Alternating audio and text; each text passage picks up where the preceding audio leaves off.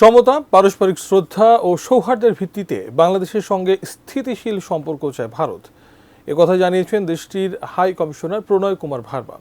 বলেছেন, দুই দেশ পরস্পরের ওপর নির্ভরশীল, একে অন্যকে ছাড়া এগিয়ে যাওয়া সম্ভব নয়। ওয়ালিউল সাকিবের রিপোর্ট দেখুন। গেল 5 আগস্টের গণঅভ্যুত্থানের পর থেকেই নানা ইস্যুতে উত্তপ্ততা ছড়াচ্ছে বাংলাদেশ ও ভারতে। বাংলাদেশ নিয়ে নানা অপপ্রচারে উঠে পড়ে লেগেছে ভারতীয় গণমাধ্যমগুলো। হামলা চালানো হয়েছে আগরতলায় বাংলাদেশ সহকারী হাইকমিশনে। চলছে প্রতিবাদ সমাবেশ, বিক্ষোভ। এই যখন পরিস্থিতি, ঢাকায় পালিত হলো মৈত্রী দিবস। 1971 সালের 6 ডিসেম্বর বাংলাদেশকে স্বীকৃতি দিয়েছিল ভারত। দিনটি উপলক্ষে আলোচনা, গান ও আবৃত্তি অনুষ্ঠানের আয়োজন করে বাংলাদেশ ভারত ইতিহাস ও ঐতিহ্য পরিষদ। ব্রেকফাস্ট, টিফিন কিংবা স্ন্যাক টাইমে মজাদার আয়োজন মানে অল টাইম ব্রেড। অনুষ্ঠানে ভারতের হাই কমিশনার প্রণয় কুমার ভার্মা বলেন, সমতা, পারস্পরিক শ্রদ্ধা ও সৌহার্দ্যের ভিত্তিতে বাংলাদেশের সঙ্গে স্থিতিশীল সম্পর্ক চায় ভারত।